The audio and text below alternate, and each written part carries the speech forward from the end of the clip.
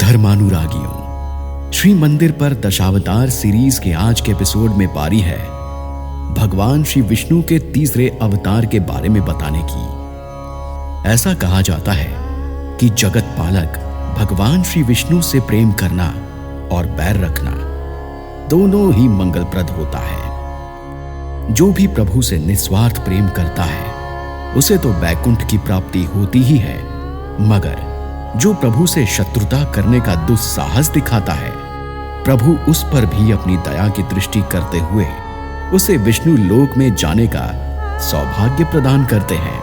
तभी तो क्या खूब कहा गया है कि श्री हरि मनुष्य हृदय की समस्त भावनाओं से परे हैं। भक्तों, भगवान श्री विष्णु के दशावतारों में से उनका तीसरा अवतार भी ऐसी ही एक रोचक कथा का पात्र है। जब हिरण्याक्ष नामक एक दस्यु के अत्याचारों से पृथ्वी को मुक्ति दिलाने के लिए प्रभु ने वराह रूप में अवतार लिया था, आज हम आपको इसी कथा से परिचित कराने जा रहे हैं। जब कश्यप ऋषि की पत्नी दिति के गर्भ से हिरण्याक्ष और हिरण्यकश्यप नाम के दो जुड़वा शिशुओं ने जन्म लिया, तब समस्त पृथ्वी जैसे एक नकारात्मक ऊर्जा से भर गई। प्रकृति का हर कण जैसे यह दर्शाने लगा कि इन दो दैत्यों के अत्याचार से आगामी दिनों में पृथ्वी बहुत कंपित होगी। कहा जाता है कि जो दैत्य पैदा होने के साथ ही बड़े हो जाते हैं, उनके उत्पात की कोई सीमा नहीं होती। ये दो जुड़वा भाई भी कुछ इसी प्रकार बड़े हो गए थे। दोनों भाइयों ने मिलकर प्रजापति ब्रह्मा को प्रसन्न करने के लिए कठोर तप किया और उनसे किसी भी मानव शरीर से मृत्यु ना प्राप्त करने का वरदान मांग लिया। बस फिर क्या था, ब्रह्मा से अजेयता व अमरता का वरदान प्राप्त कर दोनों दैत्यों की स्वच्छचारिता और उद्दंडता की जैसे सभी सीमाएं अतिक्रमित हो गईं। हिरण्याक्ष ने अब तीनों लोकों में विजय प्राप्त करने का निर्णय कर लिया और गदा लेकर इंद्रलोक की ओर चल पड़ा। सभी देवताओं को जब इस बात की सूचना मिली तो वो सब इंद्रलोक छोड़कर भाग गए। इंद्रलोक में किसी को ना पाकर हिरण्याक्ष तब वरुण देव की नगरी विभावरी की ओर चला गया। वहां जाकर उसने वरुण देव को युद्ध के लिए ललकारा। वरुण देव अत्यंत क्रोधित हुए, लेकिन उन्होंने उस क्रोध को मन में दबाते हुए हिरण्याक्ष से कहा, आप इतने वीर योद्धा, मुझ में आपसे युद्ध करने की क्षमता कहाँ है? इस संसार में अगर किसी में आपसे युद्ध करने की क्षमता है तो वो श्री विष्णु है। आप उन्हीं के पास जाएं।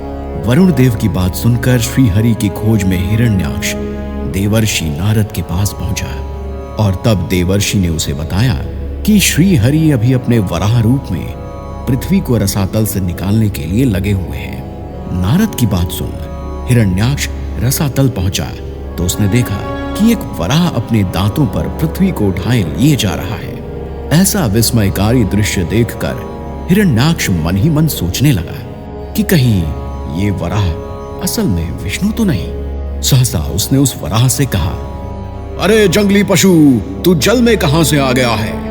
मूर्ख पशु, तू इस पृथ्वी को कहां लिए जा रहा है?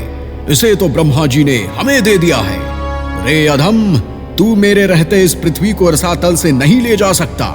तू दैत्य और दानवों का शत्रु है, इसलिए आज मैं तेरा वध कर डालूंगा।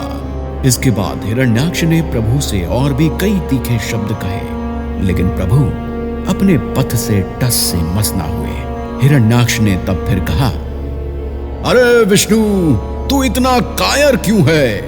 मैंने तुझसे इतने कटु शब्द कहे, फिर भी तुम मुझसे युद्ध नहीं कर रहे। इतना कुछ सुनकर भी श्री हरि का ध्यान हिरण्याक्ष पर नहीं गया। एक बार पृथ्वी को अपने स्थान पर स्थापित कर देने के पश्चात श्री विष्णु की नजर हिरण्याक्ष पर पड़ी। उन्होंने हिरण्याक्ष से कहा, तुम तो अत्यंत बलवान हो। बलवान लोग प्रलाप नहीं करते बल्कि कार्य करके दिखाते हैं। तुम इतनी बातें क्यों कर रहे हो? आओ मुझसे युद्ध करो। ये सुनते ही जैसे हिरण्याक्ष का खून खौल गया और वो भगवान विष्णु पर टूट पड़ा। प्रभु बड़ी आसानी से उस असुर के सभी शस्त्रों को नष्ट करते चले जा रहे थे। इसके बाद हिरण्याक्ष त्रिशूल लेकर विष्णु की ओर दौड़ पड़ा और प्रभु ने तब सुदर्शन चक्र का आवाहन किया। सुदर्शन चक्र के प्रकट होते ही भगवान विष्णु ने उससे हिरण्याक्ष के त्रिशूल के टुकड़े टुकड़े कर दिए और इसके पश्चात उसके कानों पर एक जोरदार थप्पड़ जड़ दिया। यह थप्पड़ इतना तेज था कि हिरण्याक्ष की आंखें बाहर निकल आईं और वह निश्चेष्ट होते हुए जमीन पर धराशायी हो गया। इसके बाद उसी सुदर्शन चक्र से श्री हरि ने हिरण्याक्ष का वध करते हुए धरती पर उसके अत्याचारों को सदा के लिए समाप्त कर दिया। भगवान विष्णु के हाथों मारे जाने के कारण हिरण्याक्ष बैकुंठ चला गया और वहां के द्वार प्रहरी के रूप में अपना जीवन व्यतीत करने लगा। इधर अपने दांतों से जल पर पृथ्वी को स्थापित और हिरण्याक्ष का वध करने के पश्चात प्रभु के वराह अवतार भी अंतर्ध्यान हो गए। तो भक्तों, आइए हम सब प्रभु के वराह अवतार स्वरूप की आराधना करते हुए बोलें, वसती दशन शिखरे धरणी तव लग्ना, शशीनी कलंक कलेव निमग्ना, केशव धृत शूकर रूप, जय जगदीश हरे। श्री मंदिर ऐप के दशावतार सीरीज के अगले अध्याय में हम आपको सुनाएंगे प्रभु के चौथे अवतार की महात्मय कथा। बने रहिए हमारे साथ। जय श्री हरि।